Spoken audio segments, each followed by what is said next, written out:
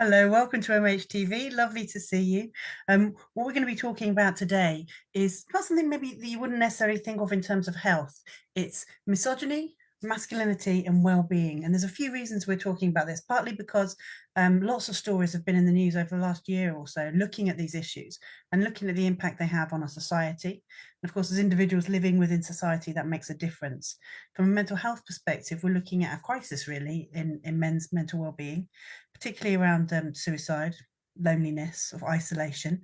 We're also seeing a lot of news stories about young men being maybe feeling quite adrift in society, and we're still dealing with the kind of perennial issues that we have around sort of issues between the sexes. If you think about domestic violence and abuse, interpersonal conflict, situations around sexual violence and rape, and it's about how we think about the best way to support people who are growing up, and the best way that we can think about these kind of issues to move forward in like a fruitful way, in a way that's not about anger and blame. And there's a lot of polarization in society at the moment, so we're not going to be doing anything like that. We're going to be exploring this issue, and we would love if you would join in with us. So let me hand over to Dave so that we can talk about ways in which you can contribute tonight and ask questions of our fantastic guest. Dave? Yeah, thanks, Nicky. It's great to be here as always. Yeah, same as always. A couple of ways you can join in tonight. The first is on Facebook Live, obviously watching the feed. Just head towards the right, just type in your comments, questions, any thoughts, and we'll try and bring in as many of those as we can tonight. The other option you've got is over on Twitter, and all you need to do is use the hashtag MHTV. But without further ado, Nicky, straight back to you. I think the best way for us to go forward would be to introduce our fantastic guest. Dr. Setty, would you like to tell us a little bit about yourself? Yeah, sure. So I'm a senior lecturer at Surrey University, and my research predominantly focuses on young people's experiences of sex and relationships, both online and offline, and some of the kind of challenges they face, the risks, harms, however we want to describe it. And a lot of my more kind of recent research is focused on how boys and young men are navigating some of the issues around relationships and consent and those kinds of topics. Yeah. So these things that we're worried about, young men's well-being, their perspectives on misogyny, how they're treating women and girls and all of that is definitely something I've been exploring quite a lot of at the moment. And I really also enjoy, as part of my research, connecting with people in schools and other settings to think about, okay, what does it mean to actually address some of the problems that we see from the perspective, exactly as you have just elaborated, Nicky, that really takes a constructive and an inclusive and a non kind of hostile blaming approach to this problem. So when we're thinking about sort of misogyny, what exactly are we talking about? Oh, blimey, well, it's funny, we're doing this on social media, isn't it? Because this word gets bandied around and everybody's got a kind of different view and all of that. And I suppose, at very base level, we're talking about the hatred of women, like we've got misandry and misanthropy around these ideas with men and human beings as a whole, respectively. But I also see it as not just about kind of hatred towards women, but also a kind of derogatory or demeaning attitude towards women. And I think sometimes that can be articulated in, well, what do they call it? Like benevolent sexism, this idea of, we may all have seen the Andrew Tate interview with the BBC, where something he was saying was about, if I'm going to walk a woman home, then I am protecting her. And in a way, you think, oh, well, isn't that very wonderful that you want to actually protect women? So therefore, you don't hate them. But I think it is still predicated on that sort of power imbalance and that idea of who has the power and who has the control and all of that, and this vulnerability that we're reading into women that is derogatory, and we could actually start to conceptualize that as misogyny. And I think the reason I would do so is because the attitudes that can lead to is the regular kind of victim blaming that we've been seeing. Well, women shouldn't wear short skirts, women shouldn't get drunk, women should do all of these things because we want to protect them. And so sometimes I think misogyny can be wrapped up in a protection, I've got your best interest at heart attitude, but actually it's still about power and control. So I'd still see it as problematic somehow, basically. Definitely, I can see what you're saying there. So we're talking about kind of a pervasive attitude towards women. I think one of the things that's quite strange is, you know, women are in the workplace, women are doing things they've never done before. All the time you see these amazing, we saw the changes Me Too brought, all those things there. And you think, how is this still happening? How are these two things happening at the same time? But I do think there's maybe an interrelation between the two. Yeah, I mean, we've probably got to think of them not as kind of, you know, oh, how unusual that these two trends have happened at the same time, but perhaps that they are almost feeding into one another, because, yeah, there have quite rightly been strides made and statements made about, you know, the rights and wrongs of various things, women's place in the workplace, women's rights, like not to be sexually assaulted and to have unwanted sexual experiences as a matter of day-to-day life, and all of that. And I think, but at the same time, and maybe it is because we live in a divisive age, and but our solutions to these problems have been quite opposed, haven't they? There's been a lot of defensiveness, a lot of kind of, right, we're on one side and we're on the other. And I think actually, particularly if we're talking about young people who are kind of caught within these narratives, it feels like, I mean, a lot of the boys, say, I speak to about some of these developments, most of them, you know, would say, yes, there is some accuracy to these developments, that they're totally legitimate. We don't want women to be sexually assaulted. We want women to have the right to work and all the rest of it. They're not completely retrograde, but they then don't know what their place is within that.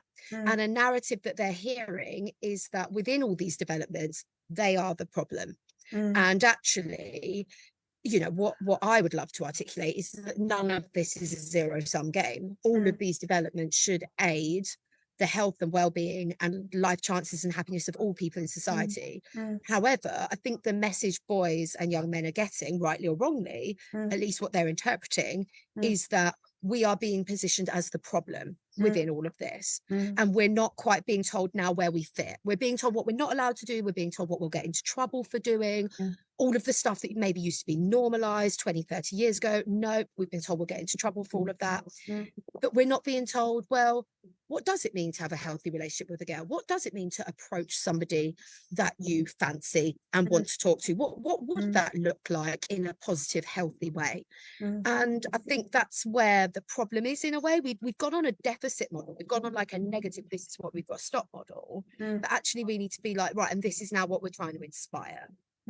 I think, and maybe another thing, and obviously don't forget, Dave, jump in anytime you want as the voice of all men on this, is in addition to what you're saying, Emily, you've got this issue as well where some of the most powerful men in the world behave very differently and get away with it. I mean, I don't suppose it's any 12-year-old's dream to be Donald Trump, but then look at what he's got away with saying and doing. You know, and some of the most high-profile people you've seen have been scooting through sexual assault charges. And I mean, power is very attractive. Most people want power, and that is a safe place, as it were. And I think some of the articulation of, oh, everything was kind of simple when women knew their place and men knew their place, and we all kind of know what to do about that.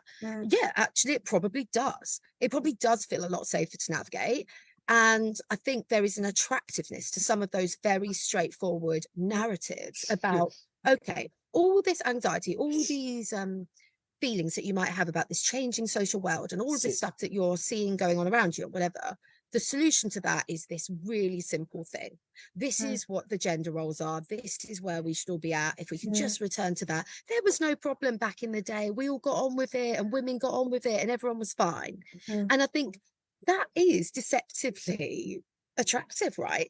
And we know with the criminal justice system, as a criminologist, I am well aware that, you know, that the law, as it were, is not enforced in an equal way. And absolutely, at the same time, we're hearing about, okay, we should not ever tolerate sexual violence to anybody, male or female.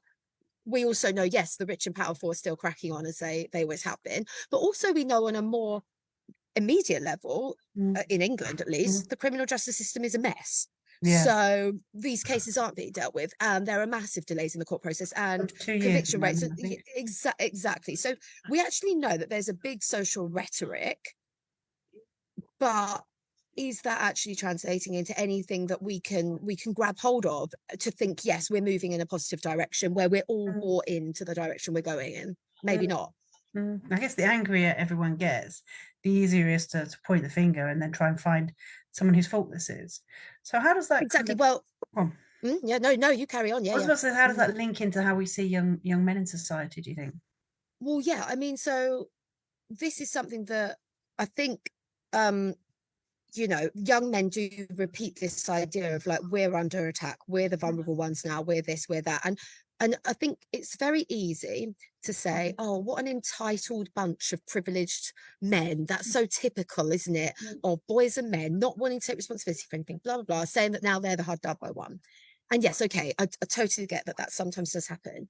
But actually, I think when you dig into some of the feelings, you identify, and we know from within sort of academic scholarship and theorizing that there is a difference between power on the macro level and power that you actually feel as an individual. And a lot of the boys I speak to are like, okay, boys are meant to have all the power. We're meant to know everything. We're meant to get everything right. We're meant to be the sexual kind of predators as well that get everything our way.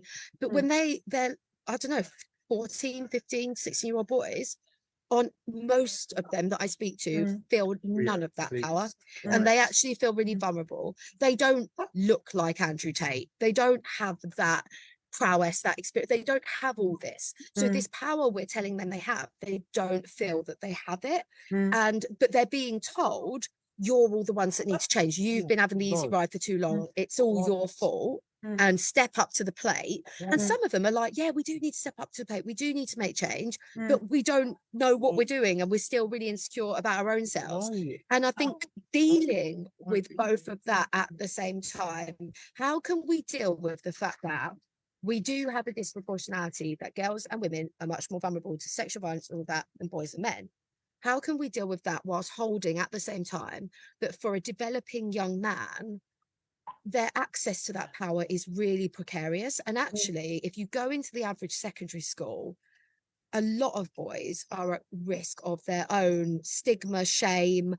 You know, I mean, I've done a lot on nude image sharing among young people, and when images get leaked, we all say, oh yeah, the guy all looks great, he doesn't have a problem with any of it. For your average teenage boy, a picture going around of him is mortifying. He does not have access to that power.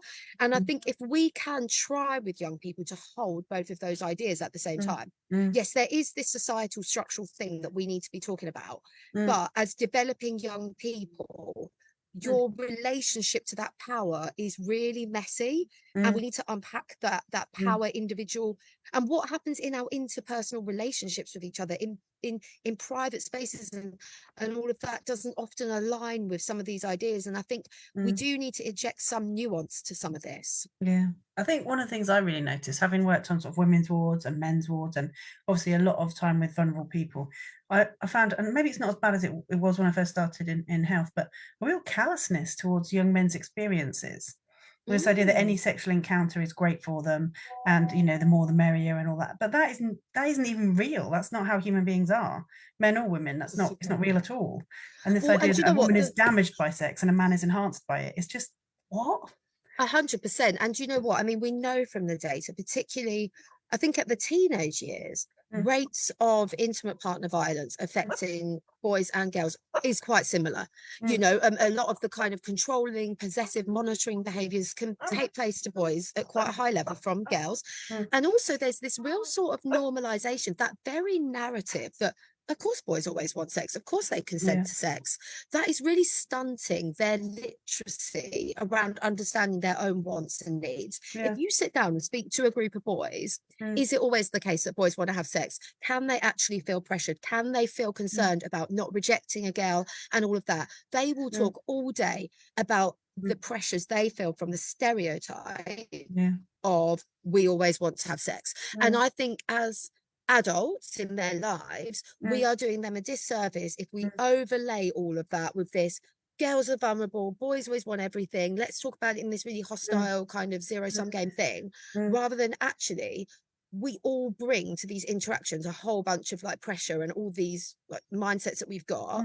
And how do we actually recognize that, relate to that, deal with that in a given scenario? I mean, I regularly ask young people two questions.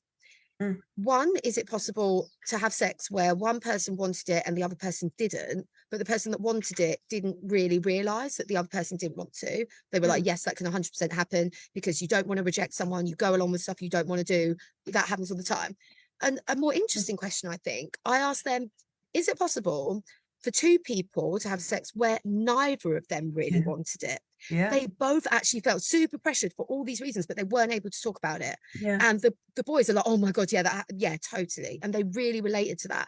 And I think actually as adults, the more we propagate the stereotypes, the less we're actually helping them to develop that self-awareness. Because one thing that I say to boys, because they can sometimes be quite hostile towards girls, you know, a lot of the discussions that they'll say, they'll be like, girls lie, girls do this, girls do that. And what I try and make them think is, well, look, you've just told me about everything you feel insecure and vulnerable about. Like, maybe the girls also feel insecure and vulnerable. Like, maybe they're not these lying, scheming, horrible girls. Maybe they're also really freaked out like you are. What can we do in our relationships to bridge gaps between that? What can we do to talk and connect over some of these problems, right? But I think sometimes as adults, maybe inadvertently, we do uphold some of those stereotypical ideas.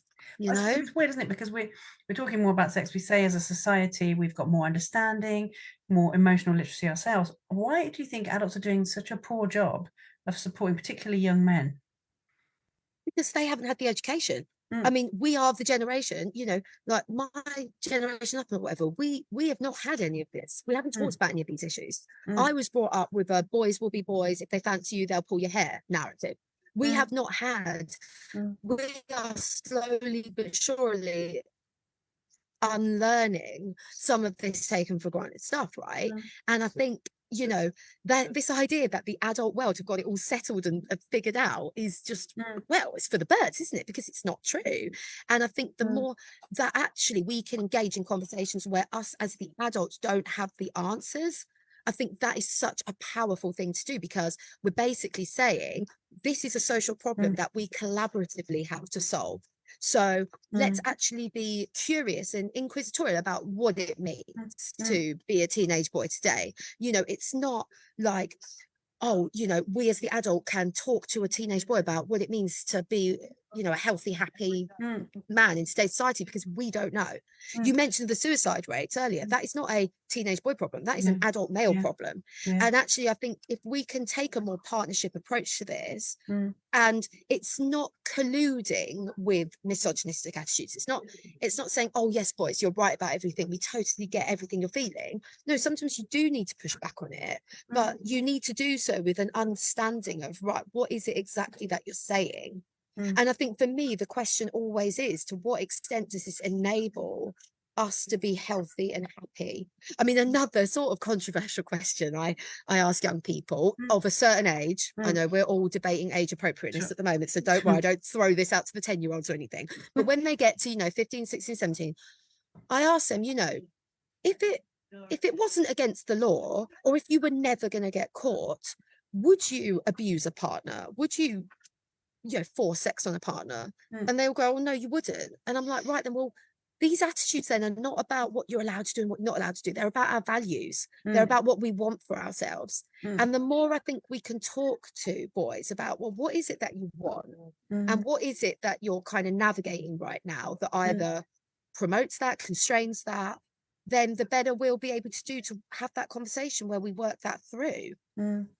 I think maybe as well, because adults sometimes are struggling to let young men actually speak and say what it is they're feeling, give them a bit of space. The first time they say anything that's even a bit dodgy, instead of sitting with it and then figuring out what's actually, what is this about, people are shutting stuff down straight away. And you can't develop emotional literacy if someone isn't allowed to speak. And if you don't, and you know, as an adult, you're not going to be hurt by having your feelings hurt. Like maybe your kid isn't right on. Well, no. I'm sure they say lots of things that you need to square them up about later on, but you've got to let people speak first. And if we don't, then they are going to go to people who say things that are really unacceptable. So they're going to go to the Andrew Tates, the Jordan Petersons of the world, people who give them structure and a feeling that they're going to be all right. If we don't, and validated, you know, people want to be validated. You know, we often do this to teenagers, don't we? We shut them down. We say, oh, when you're older, you'll get over it and blah blah. We don't actually validate the very legitimacy of what they might be navigating. And yes, some of the choices that they make, we would like them not to make. Some of the words they use, yes, is problematic or It's whatever. growing up, isn't it? Trying to shock But people as well. It's part of. oh finding God, well, I peace. mean, I say endlessly, you know, a lot of guys that I speak to don't really like Andrew Tate, but they like throwing out the They're statements like and the winding trauma everyone it up. causes to adults. Oh God, they're teenage boys. They love it. They think it's Like a hilarious. And grenade. and the more you stand up and tell them, oh, don't listen to Andrew Tate. God, can you imagine if I stood up at an assembly and said, oh, it's all terrible? You'd be feeding them right into it. And I think the assembly method to deal with these issues is completely disastrous for that reason. But yeah, I think the validation point is key. And I think what we see in a lot of schools, particularly in response to like the issues that we find, is like we must take a zero tolerance approach. And I totally get that there is a behavioral management thing and us as adults almost want to feel that we've got like the control over the direction it's all heading in and everything. And I completely get that. I think the problem with zero tolerance is you push it underground and it doesn't go anywhere. Like, for example, you know, obviously you mentioned Andrew Tate. I was in a school the other day and the teacher said, oh, well, we don't actually have a problem with Andrew Tate in this school. The boys here do not endorse any of those narratives. And, you know, they have a different outlook. And I was like, oh, okay, cool. Well, tell me your secret. You know, what is it that you're doing right here, you know? And she said, oh, because as soon as anybody says anything that he said or expresses that sort of sentiment, we just tell them it's wrong and they know they're not allowed to say it here. And I was like, right, okay, but kind of makes it very illicit and glamorous, doesn't it? And the thing is, knowing you're not allowed to say it in a given area, institution, context, does not mean you don't endorse the beliefs. The problem might still be going on underneath the surface, but you've just been told you're not allowed to say it here. And I think the most important thing is to let people air what's going on for them in a safe way. I mean, obviously, if there are people in the environment that could be, you know, I talk to schools a lot about this. If you've got boys in the classroom that are saying things and there are girls there and stuff, obviously it's a really careful balancing act in managing that. But I think if there are spaces in which we can say to boys, okay, like talk me through what you're thinking, like lead me through your thought process. Actually, I found two things of value in doing that. One is that you get a much better handle on what they're actually talking about. As we know with teenagers, lost in translation, different language for different issues. We don't really know what we're all talking about half the time. And actually, if you get them to unpack it, then you'll know, oh, I get what's going on here. But also, secondly, it means when you want to have your 2 pence worth, they're actually much more receptive.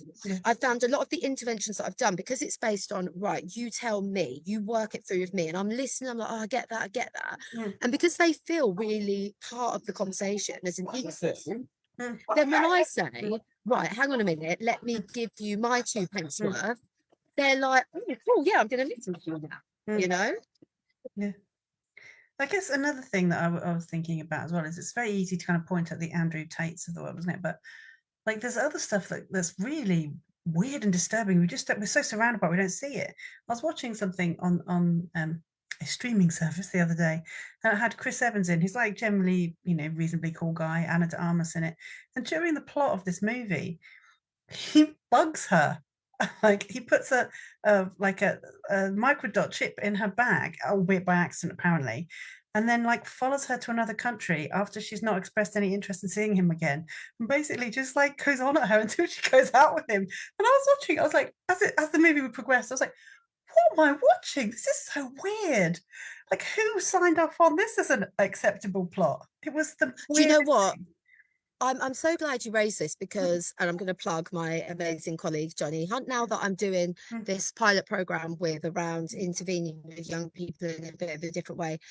And one thing that we 100% like endlessly say is it's so easy to point the finger at like particular like boogeymen like Andrew Tate, or whether it be pornography or whatever is the today's kind of cause of all the problems. And what we try and say is the vast majority of the things that young people are being influenced by and exposed to are great. Look at, I mean, Johnny always puts up like Disney films, you know, certain, you know, Hollywood movies, whatever it might be. you know, all of this stuff is propagating a particular way to be, a you know, particular set of identities, whatever it is. And I think actually let's start with the literacy that young people need in order to navigate all of that, rather than, right, Andrew Tate is the start of the conversation. No, that's the end of the process. Because if you can equip young people with the skills, with literacy, with whatever it is we want to call it, to navigate this really complicated environment where, yeah, I mean, movies, celebrity, whatever it is, we sell it sells these gender roles, these ideas. It's all, you know, really powerful in our culture. And I think the more we actually equip young people with the base literacy they need to make sense of all of that, well, yeah, Andrew Tate and the world, they'll come and go. That actually doesn't matter. You don't then need to do an assembly on Andrew Tate because you've already done the groundwork. And I think if we problematize one particular source of the problem, well, like we've kind of intimated, you either make it more attractive or the kids just switch off because they think you're being dramatic, and it's not effective. You need to think, right, almost, what have we not done already that means this person or whatever it is has been able to gain so much traction? It should be a warning sign to us that something's gone wrong here, not oh god, Andrew Tate, or oh god, porn. Yeah, no, those things are what they are. They're as problematic or as not as we want to see them, but it should be to us, right, we need to do something different. And you know, I think it's a lot easier basically to slag off Andrew Tate, to say whatever about all these causes, than it is to actually say, right, what do we need to do more effectively with boys? Yeah, it's weird, isn't it? Because we're talking a lot about emotional literacy, and it's like for a while we've been trying to teach people respect and self-identity by overriding their identity and not being respectful. Like, it's like a really weird way of trying to teach how important it is to listen to each other and to negotiate boundaries by not doing that. So yeah, it's an interesting one. Yeah, I think you'd also done some work around consent. yeah, I mean, it's the cultures, isn't it? Yeah. So you've also done some work around consent. I wonder if there's anything. Yeah, no, sorry, you carry on. Yep. Well, you know, I think in a way the consent stuff really sort of reflects everything that we've been talking about, right? This binary idea of consent, the framing of consent as a legal problem, and something that you need to do in terms of perpetrator victimization and all of that. You know, I'm aware of the importance of that as a criminologist. Of course, we need a very robust legal framework around what constitutes, you know, sexual violence and consent and everything. I think the problem of framing it in that language and on those terms alone is that we're not actually enabling young people, boys or girls, to develop an understanding of their relationships on a more, well, we're not addressing any of the power dynamics. We're actually potentially feeding into them, because what we're kind of saying is that your sexual interactions with each other can potentially be criminalized, and someone can potentially be prosecuted for this experience that should actually be about pleasure and safety and all of that. And I think, yes, you know, we need the law as like a backstop in any functioning democracy, but then I think what we really need to be doing with young people is talking to them about consent a lot more broadly, because the boys that I'm speaking to are really concerned about this idea that, like, if we have sex and the girl didn't want it, we're going to get arrested. Well, you know, as we were kind of saying at the start, no, they're not, because the justice system is a complete disaster. So which is not the message you want to give out, by the way, Emily. You don't. Yeah, I mean, we don't want to say, oh, don't worry about it, you'll be fine. No, obviously not. But as in, even putting that to the side, you know, I don't think we should be entering into our relationships thinking I might get arrested. We should be entering into consent as I actually really want you to be happy and comfortable, and this to be a safe, fulfilling, pleasurable experience for us. Like I was saying, you know, the question that I ask kids is, okay, well, would we abuse each other if it wasn't illegal, if we could get away with it? No, because that wouldn't we wouldn't be having a great time, would we? We wouldn't be having a healthy, happy time with each other. And most boys I speak to want happy relationships with partners, but they're being told that those relationships might potentially lead to them being criminalized. And I think that really, again, it's that stereotypical, that power dynamic that we are feeding into. And I think we have to be really careful about saying, okay, the law works in this particular way to protect people from being abused, and it's really important that everybody understands that. And that's understanding abuse. Understanding consensual, healthy relationships requires having that sort of in your mind, but we actually need to focus on like a lot of other stuff about what we need to make our relationships, you know, positive. Not just when you have sex with a girl, make sure she consents, because otherwise you could get arrested. I don't think that's the framework that we need for relationships. I think most adults would, I don't know, marriage, or dating, or whatever, you're not thinking, right, okay, the law says I'm allowed to do this. No, you're entering into that exchange, hopefully, with an idea of mutual pleasure, with an idea of like, you know, we both want to be here, right? And I think the more we can encourage young people to think on that level, rather than it's the same old thing, isn't it? With all this, we're trying to frighten young people into behaving in a particular way, and then we're surprised when boys turn around and say, "Oh, but what if a girl lies about me? What if I thought it was okay, and then I'm spending the rest of my life in jail?"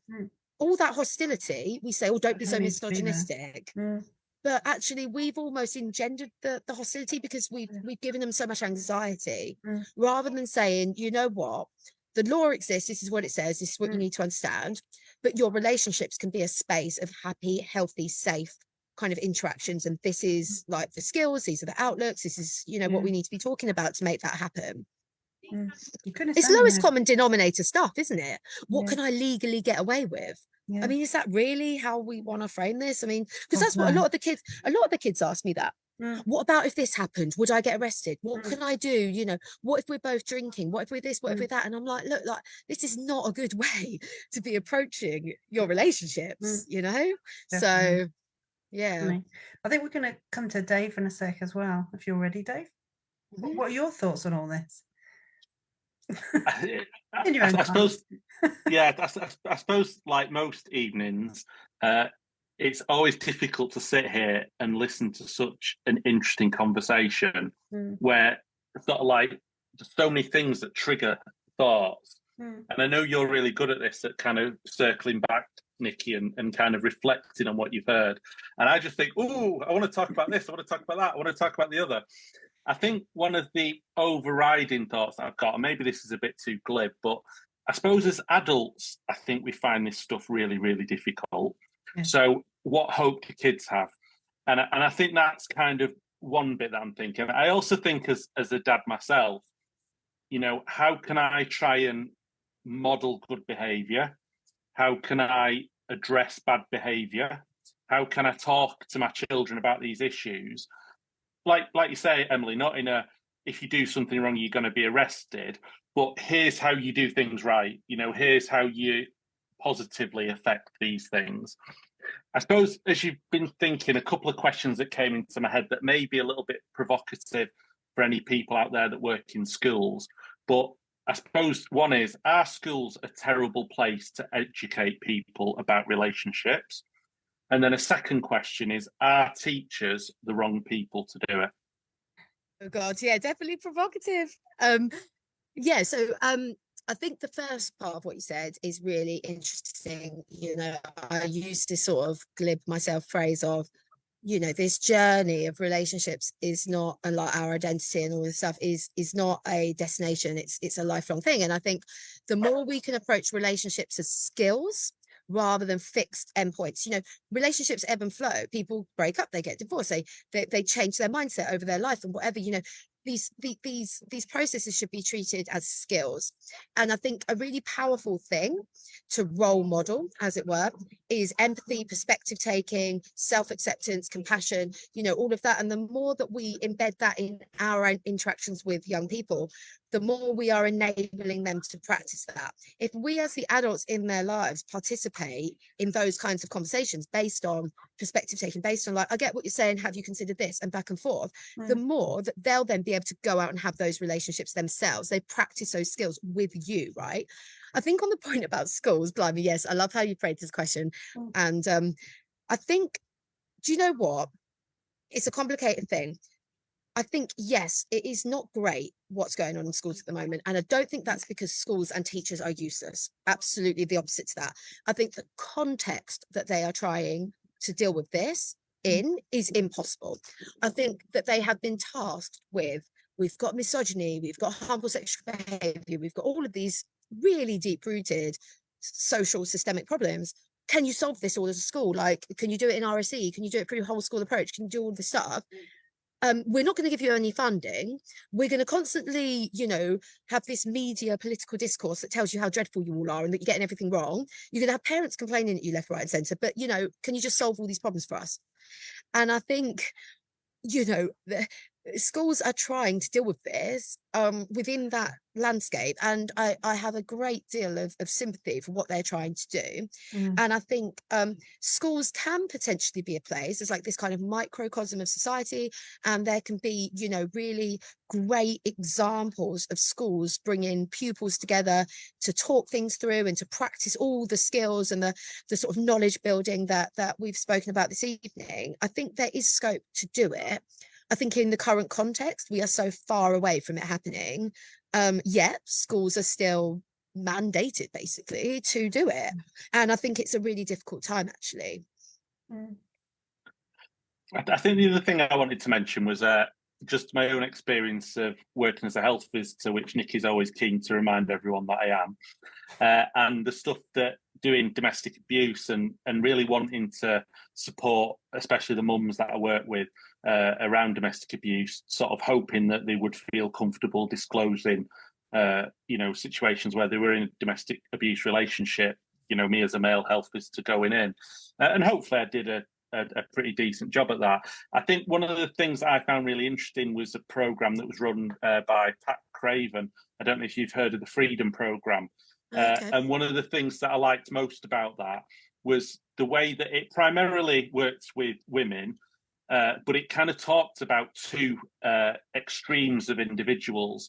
One of the extremes was called the dominator, and the other extreme wasn't kind of the same, but it was just a decent human being, and kind of saying those two extremes. And what I really liked about it was the way that it kind of identified the behaviours that you would expect from the two different people. So just as an example, on the dominator side, talking about the jailer, stops you from working and seeing your friends, tells you what to wear, keeps you in the house, seduces your friends and family. But the thing that I think is really good is on the other side talks about the liberator, welcomes your family, friends and family, encourages you to have outside interests, encourages you to develop your skills at work or at college.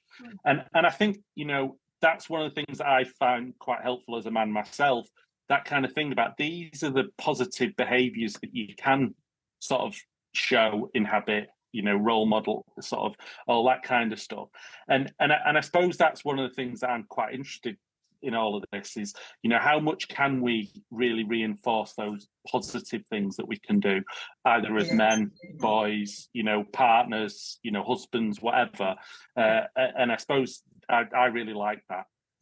Yeah, I think that sounds fantastic. And yeah, two things to say on what you just said. One, 100%, I think parent, school, health practitioner, whoever you are, I think we've got to think about, is what we're doing with this young person increasing or decreasing the likelihood that they'll make a disclosure to us? And I think sometimes a lot of the negative warning oriented messaging is like our desire to like very quickly have an influence over their behavior and stop them from doing things that actually over the longer term might reduce the likelihood that they'll come to us if they make a mistake, or that if they get in trouble or abuse or whatever is going on for them.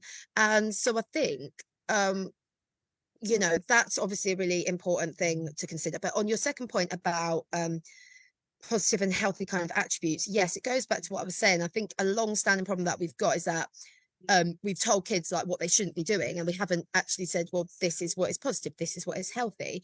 However, on the other hand, I also think that part of the sort of emotional literacy around this is saying, okay, yeah, some of these behaviors and traits and experiences might be unhealthy, but like sometimes they might be not like desirable, but they might make you feel good. This, you know, something I speak about with young people a lot is possessive and controlling behaviors can feel very loving. It can feel like, wow, someone loves me so much that they like want to control me. They don't want me talking to anyone else. And I think what's so important is to say, yeah, this is what actually constitutes a healthy relationship. But like, let's look at some of those nuances of how it actually feels when we're in a relationship. And like, let's look at some of the consequences of that. Like, I don't think sort of just listing things off is necessarily like the end of the process. It is definitely thinking about the two sides of the coin, if that makes sense. And I've had some really interesting conversations when you unpick with young people, okay, yeah, jealousy, possessiveness feels a certain way, but then what's it actually like when, I don't know, they're looking down your phone and they're stopping you from going out with your friends? What does that then feel like? And how do we deal with almost the dissonance around all these emotions that we're going through? So I think with young people in particular, that emotional intelligence and literacy is just absolutely vital. I think we're nearly at 40 minutes already. I don't know how Yeah, no. but we've been talking about kind of the ways that young men are seen in society, the issues that people are facing and the impact on health, a bit about emotional literacy and consent. I guess we need to start sort of tying things up together and actually thinking if there's anything, Emily, that we haven't spoken about that you really wanted us to look at today. Yeah, no, I mean, we've covered a big gambit, haven't we? And I'm sure we could kind of talk all night, couldn't we? I think in a way, a lot of this is quite transferable, isn't it? Hopefully. Yeah. I don't know if there's anything you want to kind of wrap up on that would be helpful. I guess, is there any resources that people could look at? Anything that they could read or kind of inform themselves on? Anything you'd advise? Last words? Oh God, yeah, no. So I am working with, well, the book's actually called Working with Boys. I can send over that. I'm working with the guy that wrote that book, and it's really exactly as David has been saying. It's like that, this positive approach. It's about, okay, let's look at like the polars of what we could be like in our relationships, what our identity could look like, and like how can we sort of navigate that and encourage that. And actually what's really cool about that book is that it doesn't sort of, it's not that you've actually got to grapple with all the like really, I don't know, complex topics of like Andrew Tate or pornography or all this stuff that maybe certain adults might shy away from. There's actually so much in there that's about how can we talk more broadly with boys about all of this in a way that will then translate into their outlooks in all fields of life as they're navigating these issues. And I really like that book for that. And I'm working with the author, it's Andrew Hampton that's wrote it and written it, and I'm working with him to see how he's going to kind of implement it, and seeing how that's going to go. But I definitely recommend it's designed predominantly for schools, but I think parents, health workers, I think a lot of people could learn something from reading it. Yep, so we'll tweet that out as well. Yeah, definitely. Oh, he'll love that. He'll really appreciate that. So yeah, cool. Let's do it. No, he's great. Dave, is there anything that you wanted to add? I don't think we're on next week, are we? No, in terms of future episodes, not next week, but the week after, we've got Tamsin Greaves to talk about art cares, and then Hazel Cheeseman from Ash, she's going to be talking about smoking and mental health. What I would say from sort of episode wise is anyone that didn't catch the special edition that we did from Thursday, that was the 2023 Skellon lecture, so that really is worth sort of anyone that's not seen and heard that to get that, but that's on all our channels. So yeah, fantastic.